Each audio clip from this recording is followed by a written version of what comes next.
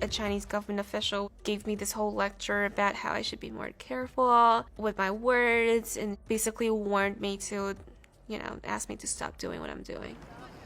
My mom put me to the side and said, well, maybe do you want to do more comedy and less journalism? And she also said, maybe don't come back again anytime soon.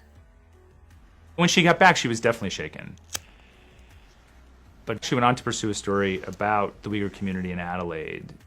And we published an article featuring two families who have relatives stuck in China in those camps. And the good news was that because of the sort of attention on the story, those two families, they both had their relatives released. But the bad news that came out of that was my father got a call from the Chinese police. I mean, it was a message to say, we see you and be careful.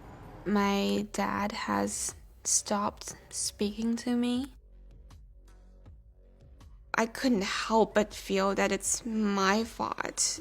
I am in this situation and I put my family in this situation. But, when I published my first article, I was 21 and I was very young and I was not expecting things to escalate to here today so quickly.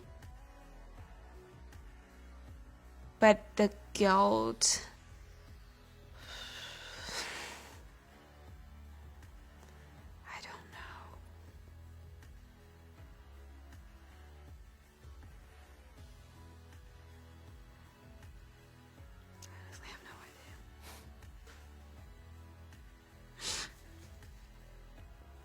I think I'm gonna be guilty about this forever.